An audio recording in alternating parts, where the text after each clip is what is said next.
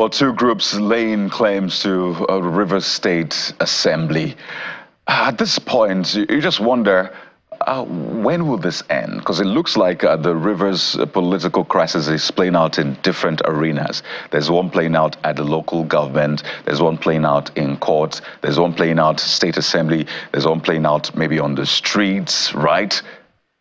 When will this end? We're joined on the program this morning by Dr. Gift Wolu, who is a former commissioner for housing and senior lecturer, University of Port Harcourt, as well as Honorable Tamino Sisi Gogojaja, who is a former member of Rivers State House of Assembly, former commissioner of education. Gentlemen, you're welcome to the morning brief. Good morning. I just want to start with the opener. It's good to have you, gentlemen. This has been a long drawn battle, I must say, since last year. Is it exhausting for you, politicians, people of Rivers State? Has this been exhausting, or this is part of the adrenaline that keeps the political wheel oiled? And I want to start with both of you, but Honorable Gogojaja, you can go first. Just a quick opener. Is this exhausting, or is part of the the whole adrenaline that keeps the political wheel oiled?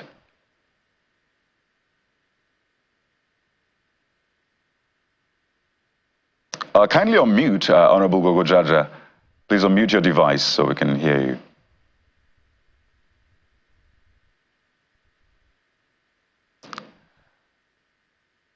Okay. Looks like you're still muted. All right. While we're trying to... Can you hear me, Honorable Gogojaja? Okay, you can, but I can't hear you. So let's go to Dr. Wolu and get his thoughts. Same question to you. Okay, thank you. I must say that it should be, and it is. It is because politics, the way I understand it, should be about the welfare of the people.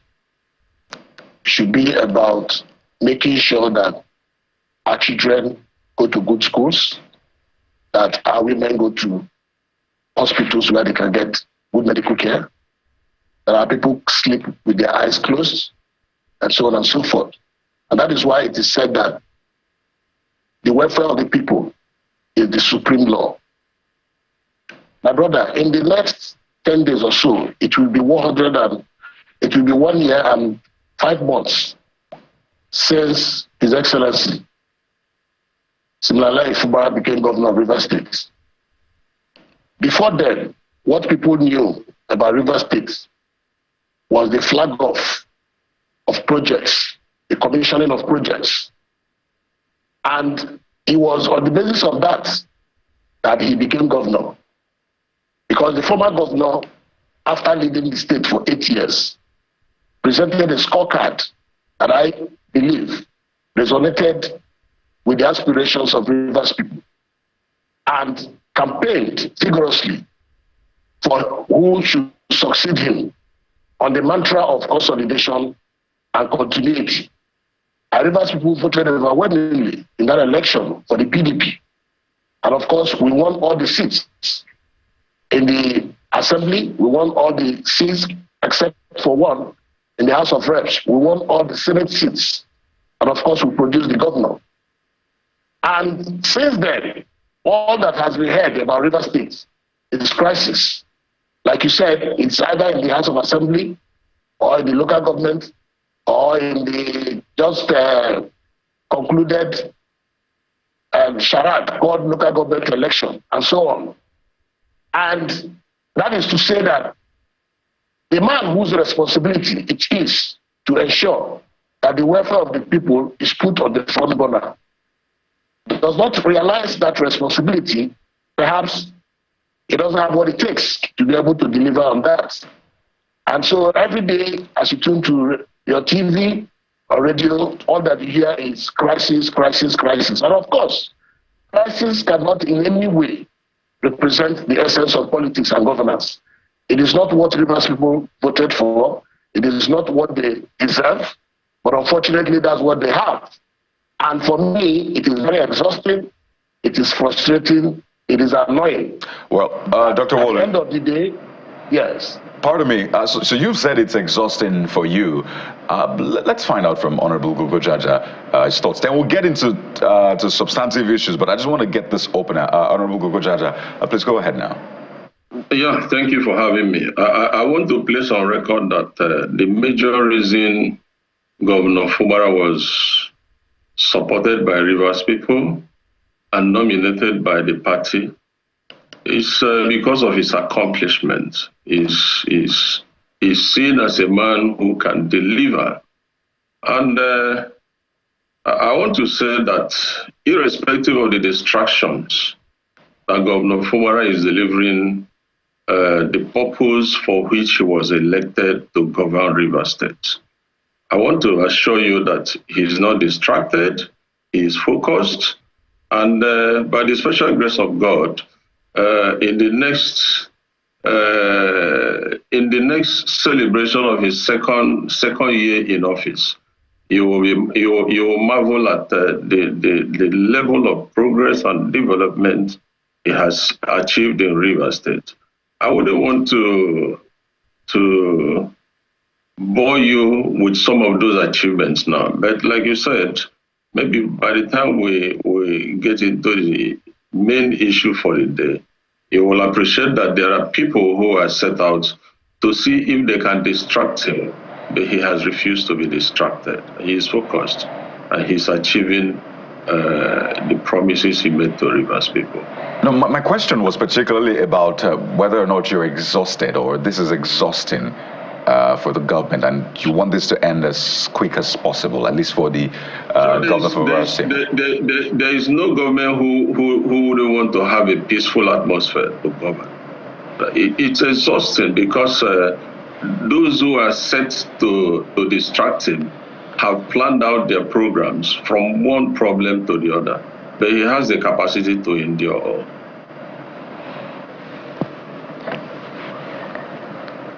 So let me come to you now, Mr. Walu. You know, we can't ask this question enough about the origin of the crisis, or the political crisis now in Rivers State. And it's an important question because it's been asked time and again, what exactly is between the two leading politicians in Rivers State, the governor, Sim Fubara, and the FCT minister. So do you have an understanding, if you do, perhaps you could enlighten us, does this have anything to do with who controls what in governance? Does it have anything to do with the Rivers State Treasury? Okay, so listening to my brother, Tamalo Sisi, he said that the governor was elected because of his track record of performance. That cannot be true, because before now, nobody knew about the governor. He was the accountant general of the state, and I don't see how we were able to measure his performance. Perhaps if he's contesting again and he has something to show, we will see. But until then, nobody should make reference to his performance because he doesn't have any such record. That said, I'll tell you simply that as a Rivers person, I've reflected on this matter over and over and over again. And when I listen to commentaries, I hear this question being asked often and on, and I have tried to see whether I can find an answer to it. And my analysis leads me to what I would call the happening of culture in Rivers State. Don't forget that before now, in 1992, we had Rufus Ada George as the governor of Rivers State, and we had Governor Peter Odili as his deputy at that time. Fast forward to 1999, Peter Odili becomes governor of Rivers State, but we not sit in the same room with Rufus Ada George. And then, while he was governor, his best man was Rotimi Chibika Amechi, who was the then Speaker of Rivers State Assembly. And Odili actually wanted to hand over to Amechi until the K-Leg saga happened. Now, Amechi comes governor, but we don't see eyeball to eyeball with Odili. And then, as governor, his best man was Nyesom Wike. And Nyesom wanted to become governor, and then there was, as God will have it, Nyesom becomes governor, and we don't see eyeball to eyeball with Rotimi Amechi. And then we thought that this time around, because of the way Nyesom Wike was able to midwife the coming of Fubara, that there will be that shift in the way things happen in the state, wherein the predecessor and the successor can sit in one room and perhaps bring other former leaders and all the leaders and stakeholders in the state under one roof to begin to chart a veritable course for moving Rivers State forward. But unfortunately, that did not happen because, like I said, culture happened. Because culture is the way of life of a people. And from what I have told you now, you can see that there's a pattern, there is a way of life of Rivers people. And this is because some people, I was listening to a former senator from Rivers State talk about this issue the other day. And he said that there was no way that Fubara was not going to run foul of Wike. Because after all, it happened in the time of Odili, it happened in the time of Mechi, it happened in the time of Wike, and so it should continue to happen. And this is the kind of story that you get being shared and transferred by very wicked people who don't want Rivers State to move forward. And other younger people, including my brother, Terminal Sisi, Gogo Jaja, have bought into that. For them, as far as they are concerned, what makes sense is that there is Fubara quarreling with Wike, and they couldn't be bothered about how that affects the livelihood and the lives of Rivers people. Of Rivers State within the committee, of the fact that this crisis and casts Rivers State in very bad light. Well, Mr. Wolu, your historical, memory lane journey certainly helps, but it still doesn't answer the question about what exactly has turned sour between, former governor and current governor. But I'd like to pardon me, I'd like to take it now to. Okay, just do 30 seconds on that, so that I can take it to Mr. Gogo Jaja. The point is that Fubara became governor with the help of Nyesom Wike, who in the first place rallied the rest of the party members to nominate him and campaign for him vigorously. Now he becomes governor, and people went and lied to him, told him that, look, here in Rivers State, the only way things can work is when you quarrel with your predecessor. And I told you who said that, and several other people have said the same thing, that you must find a way to quarrel with your guy, as he calls him. And then he did. But indeed, if it were that simplistic, certainly there has been a political solution brokered to this crisis, for which some have said it was an unfair balance that didn't favor the governor, but still he has ceded to it. And the governor has said that he has, done everything he can, to ensure that this comes to an end, including going on all fours to beg. So one still wonders why this has not been resolved. But let me take it to Mr. Gogo Jaja. Let me take this to Mr. Gogo Jaja. Mr. Gogo Jaja, there are reports about the impact of this continuing political crisis on Rivers State, and I wonder if this is true. You can confirm or deny it. There are reports that many businesses are standing still, waiting for things to be more definite as far as governance is concerned. That in fact there is a vehicle assembly plant that is supposed to take off in Opobo, but because of the political uncertainty, that has not happened. Is that true? And if it is true, how worried is the Rivers State government, and what is it doing to exit this protracted crisis period? Okay, let me correct Mr. Wolu once more. I stated clearly, very clearly, that the reason for which Governor Fubara was nominated and elected as governor of Rivers State was as a result of his track record. I can state without equivocation that he was one of those behind the success of the last administration. He was the accountant general of the state. And you mustn't have a track record not until you either hold one political office or the other. Don't also forget that accountant general is a career civil service job. He was appointed as the accountant general because he was prudent in the management of the resources of the state wherever he found himself. Having stated that, let me state clearly, when you ask the genesis of what the problem is, Governor Fubara has told Nigerians that he has no issue with his predecessor. He has mentioned to you over and over, but Governor Wike has said to Nigerians that, look, he wouldn't allow any person to take over his structure. I want to state here clearly that Governor Fubara is not interested in the structure. He hasn't been interested. He hasn't told anybody that he wants to control any structure. His interest is in the development of Rivers State. I wouldn't want to go personal when Mr. Wallu said people like Amnosisi Gogojaja. I want to address issues. Governor Wike had said to Nigerians what his issues are, that he wants to control the structure. He wants to control everything in Rivers State. And you know that that wouldn't be possible. And therefore, I want to say that, again, whether you like it or not, wherever you have crisis, there are certain areas it will affect. However, Governor Fubara is facing the task of governance. He's facing the task of development. And if you go to Rivers State today, a lot of projects are being executed and they are carrying on. Maybe, like I said, if the issues are coming up, I want to address them, tackle them headlong. I wouldn't want to parry any question.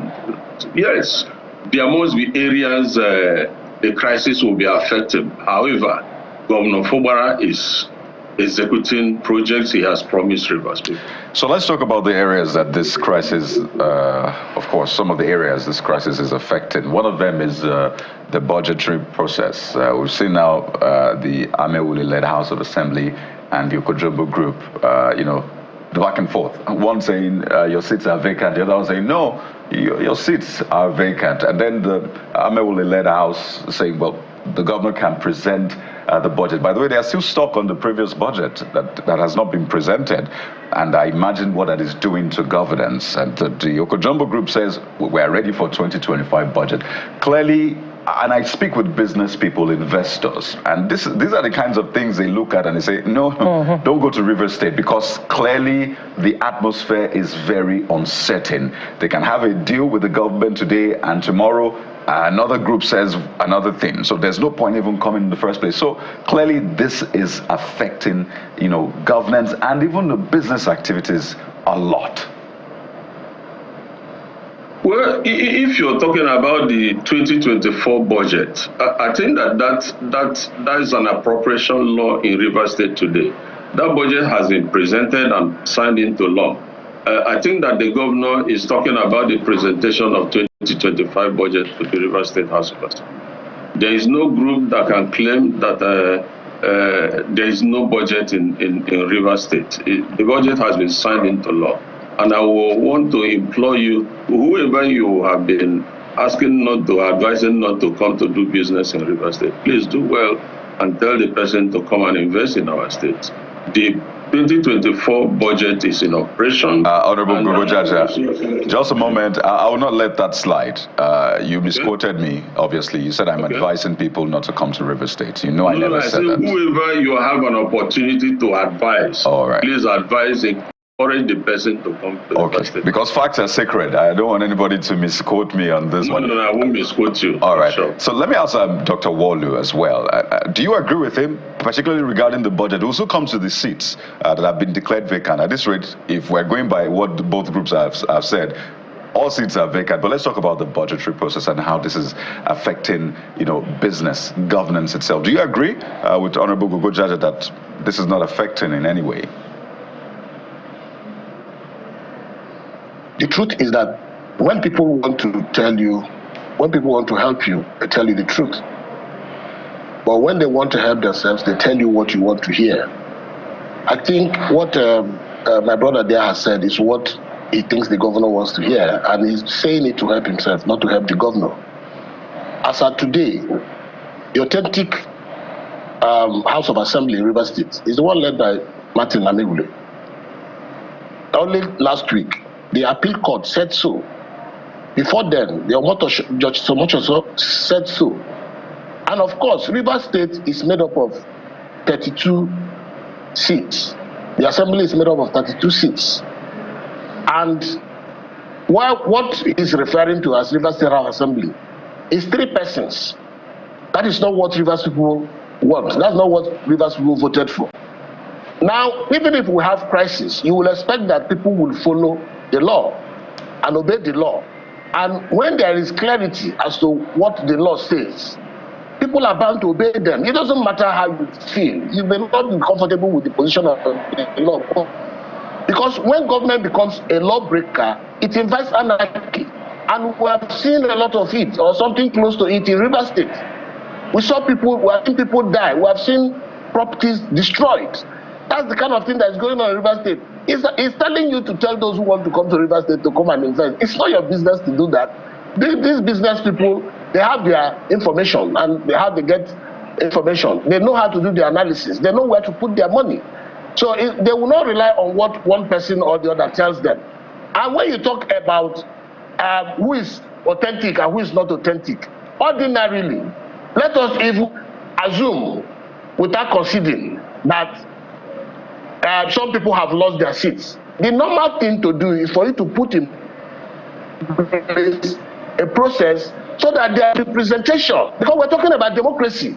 What we have in Rivers State today is dictatorship, wherein the governor is both the assembly, is the executive, and to an extent the judiciary. And in that kind of situation, what you will have is chaos. There's no development going on in Rivers State. Let nobody be deceived. There's nothing happening in Rivers State. You say a lot of projects are going on. You need to mention them. You need to let people know what are these projects, what are the impact of those projects, and who approved those projects. If you don't have a budget and you are going ahead spending public funds, all because you think that it suits you at a particular point in time, I believe that one day this matter will come to a head in the court of law, and everybody will know who is right or wrong. I'm not a lawyer, so and I don't want to bother so much about the legalese. But the truth of the matter is that last week there was a court judgment saying that Martin and co are the authentic leadership of the River State Assembly and have asked the governor to represent the budget. But people take public policy, public affair and treat it like private affair. Rivers State does not belong to Governor Fubara. It belongs to Rivers people. He's our governor, yes, but he has to follow the law. He has to work with other people. He wants to work alone. He's comfortable with the 3 persons that like his errand boys. He tells them what to do and they do it overnight. Well, the budget that they are making reference to, that budget was passed overnight. I was in cabinet then. I didn't even get to hear that we were going to present budget. Ordinarily, every commissioner was supposed to go and defend their budget before the State House Assembly. But that didn't happen. Do you call that a budget? Do you call that a government that is democratic? Do you say that that government cares about Rivers people and their future? The answer is no. Well, Mr. Walu, the River State government has since appealed that judgment, and we imagine that following that appeal, that perhaps things will stay as they are, but lawyers can interpret that. Let me bring this now to Mr. Gogojaja. What needs to give such that there can be a solution to this political crisis? No, let me correct some impressions so that Mr. Walu does not misinform Nigerians. First is you will not divorce this matter from the incidents of 30th October 2023. Some people were directed to go and serve the governor an impeachment notice. And when they got there that morning, the first thing they did was to say they have suspended 4 members of the Rivers State House of Assembly. Don't forget that these people are members of the Rivers State House of Assembly. And on the same date, 30th of October 2023, another speaker emerged in the person of Right Honorable Edison Eye. And within that period, when another speaker emerged, that was when Martin Samehule and his group approached the State High Court or Federal High Court to determine the authentic speaker. Don't forget, there are two speakers now. And between the period they went to court and the 11th of December, they defected to another political party. They had initiated the matter you are talking about before their defection. Don't also forget that there were two claimants to the office of the speakership of River State House of Assembly. Having defected, nobody anticipated that the speaker would be part of those who would defect. Now, Edison went to the State High Court, the Court of Justice Dana Gogo, to declare him the authentic speaker of River State. And he got an ex parte order to function in that office without interference from the other court. And it was on that basis that on the 12th or 13th of December, he declared their offices vacant. He rightly wrote to INEC.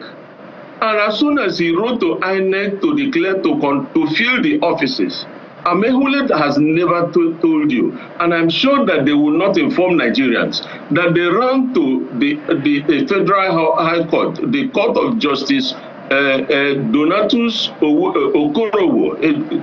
They swore to an affidavit agreeing, affirming that they have defected to the APC, and that the court should restrain INEC from either withdrawing their certificate of return and filling their offices.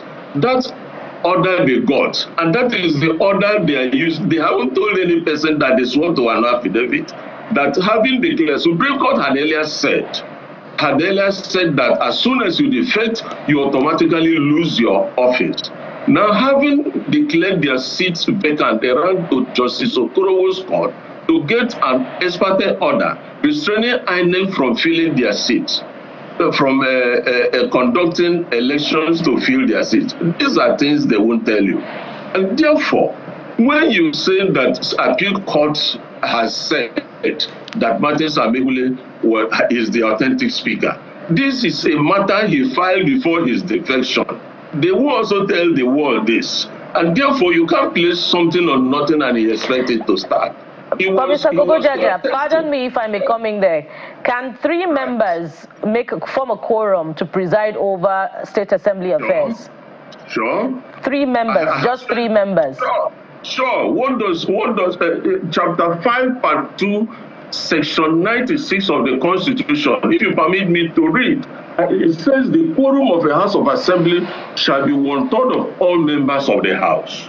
That's it. But a lot of people stop at subsection 1. If you go to subsection 2 of that section, it says, if objection is taken by any member, if objection is taken by any member of the House present, that there are present in the House not fewer than 1/3. So it depends. If you check the Constitution, the only person who can determine if the House has formed a quorum is a member sitting in that chamber, not any other person, as provided by Section Chapter 5, Part 2, Section 96, Subsection 2 of the House. So when you talk about quorum, you do not have, no other person has the right to draw the attention of the speaker to the quorum of the House except the member that is sitting. But when Nigerians read the Constitution, they only restrict themselves to the provisions of Section 1 of 96, Section 2, Subsection 2. I can tell you that, sure, the House can sit with 3 members and perform the business of the House. All right. That's the Constitution. All right, very quickly, Mr. Gogojaja, speak to solutions. What should give for peace to reign in River State? For me, I think that they instituted a matter in Justice Okorowo's court. And since they got that restraining order stopping INEC from conducting election in their constituencies, they haven't returned back to that court. And that's an ex parte order. I feel that those who have defected according to the judgment of Supreme Court, have automatically lost their seat. You don't even need an interpretation of court. But Mr. Gogojaja, parties are choosing which judgments to obey, and when they refuse to obey a certain judgment, they go to a higher court. For instance, the Rivers State government has approached the Supreme Court following the judgment that affirmed Martin Amewule as Speaker. So, are the courts the solution? Are you sure that the courts are the solution to this? Now, listen. Even in the 8-point agenda they were talking about, when President Bola Ahmed Tinubu offered to bring solution to the crisis, when it came to the issue of the members of the Rivers State House of Assembly that have crossed to the APC, what did the president say? The president said they have already crossed the other side of the river, and that he will not allow them to return. What does that mean? That they have already crossed to APC. That's what the president told them. Why are they disobeying the president? Why are they saying they are no longer members of the APC? They told Mr. President that they have crossed over to his party, and President said that, look, people have already crossed over to the other side of the river, and I won't allow you, I can't receive new children and I allow them to go back. But then to return to say to Nigerians that they are no longer members of the APC is also a disobedience to Mr. President. They will know where they are, go back to their constituencies to recontest and see if they will be voted to return to the House. As we speak, they are no longer members of the House, and that is the simple truth. Well, Mr. Gogojaja, I think it was the FCT minister that asked the governor to obey court orders, right? So if you say that even though this case was put in court before an incident happened, the onus is then on the party who is aggrieved to go to court to vacate that particular judgment. But I think we all agree that court orders or judgments should be obeyed when they are given and not choose. And I think it goes to the other party, to Dr. Wolu. Mr. Gogojaja, just a second, pardon me. Let's allow Dr. Wolu speak to this one as we wind down, because it's also been said that your group is choosing which court order or judgment to obey. That's not true. That's not true. Now, the person, if you ask me, the person who disobeyed the president and said so very clearly to the world is the governor. Because after the resolution was made, the governor came back to the state and announced to Rivers people and the world at large that the agreement was not a death sentence, that it was something he was ready to implement, and that there was no price too high to pay for the peace of Rivers State. And I like that sentence, that there is no price too much to pay for the peace of Rivers State, because without peace, there cannot be development. Now, a few weeks after, when those who want to help themselves, like I said, when they want to help you, they tell you the truth. When they want to help themselves, they tell you what you want to hear. When they went back to him and told him what he wants to hear, he turned and said that what happened with the president was a mere political, I don't know what name he called it, and that he has no constitutional backing, and then that he was not going to go ahead with it. And that is why this problem has lingered. For me, it is not correct for anybody, any individual, no matter how highly placed, or any institution, to disobey orders of court. Because without the judiciary, this place will be an animal kingdom. Without law and order, man becomes an animal, living by his instincts. Unfortunately, we have a situation where those who are supposed to keep the law are the ones breaking it.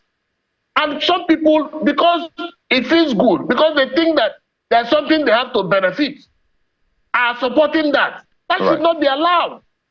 Well, let me tell you, Rivers State is too important to be toyed with by many people who are uninformed about politics and democracy, but who have become very prominent in the politics of Rivers State. Well, gentlemen, we have to anchor at this point because of time. But we have to anchor. We're totally out of time, gentlemen. We've gone back and forth, and clearly this is an ongoing conversation. Perhaps we'll have it in the coming days, but we're bound by time, right? We've been speaking with Honorable Terminus Sisi Gogojaja, former member, Rivers State House of Assembly, former Commissioner of Education, as well as Dr. Gift Wolu, former Commissioner for Housing, Senior Lecturer, University of Port Harcourt. Gentlemen, thank you so much for your time on the program. Oh yes, just as we are meant to be bound by law, we're also bound by time on the show. So we'll take a moment now. When we return, I'll tell you about what's playing out in Kogi State, about the flooding.